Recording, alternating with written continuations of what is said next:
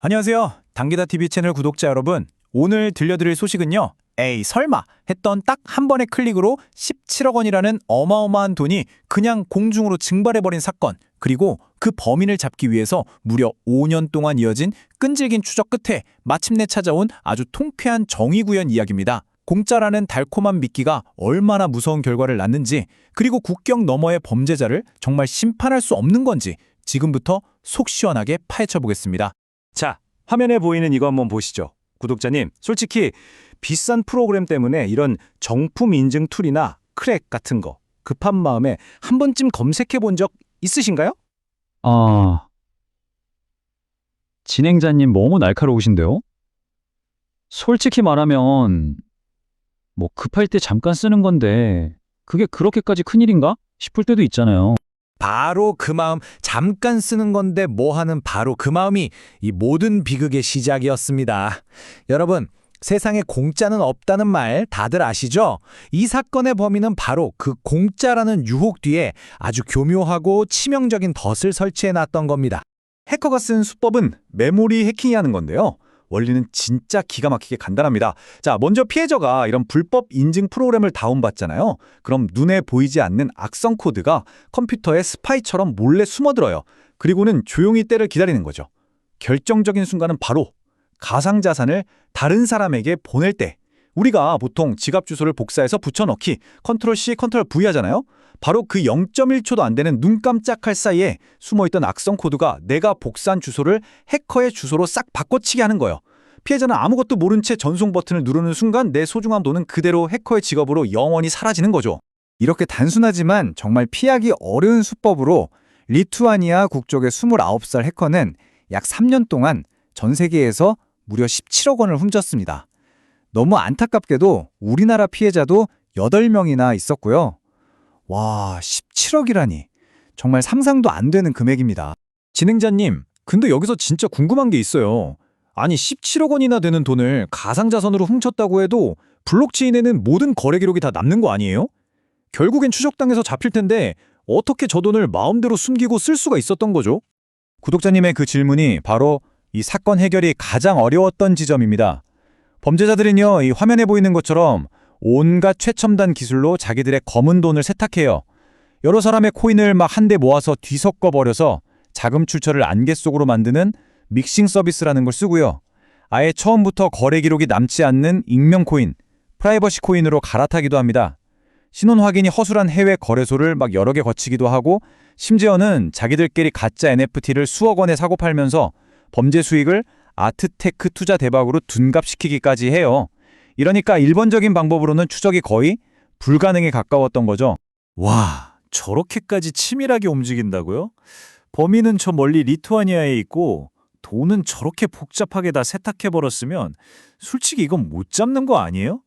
대한민국 경찰이 무슨 수로 저 먼 나라에 있는 해커를 잡겠어요. 너무 답답하고 진짜 화가 나네요. 모두가 구독자님처럼 이건 불가능하다고 생각했을 겁니다. 하지만 여기서부터가 바로 오늘 이야기의 하이라이트, 속이 뻥 뚫리는 통쾌한 반전 드라마가 시작됩니다.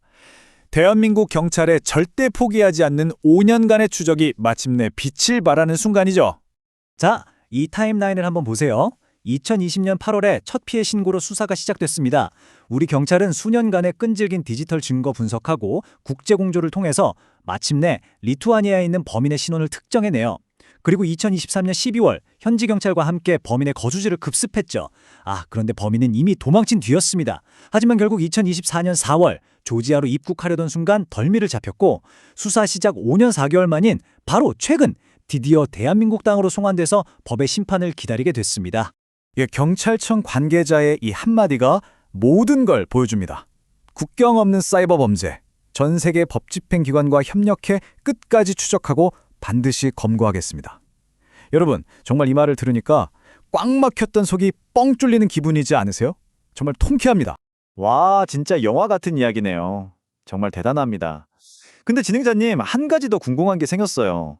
조지아에서 잡은 리투아니아 사람을 어떻게 우리나라 법정에 세울 수가 있는 거죠? 이게 가능한 법적인 근거가 따로 있나요?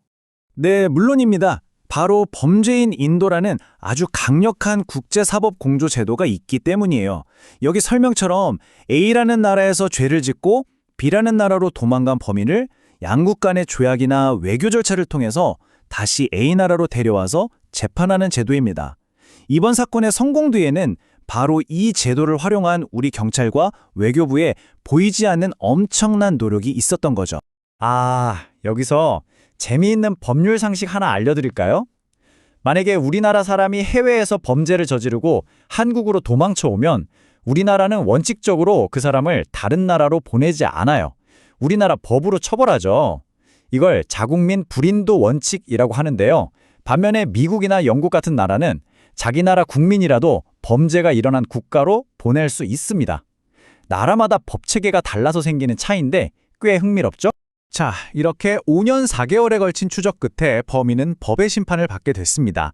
정말 다행스러운 일이지만 사실 가장 좋은 건 처음부터 이런 피해를 아예 입지 않는 거겠죠.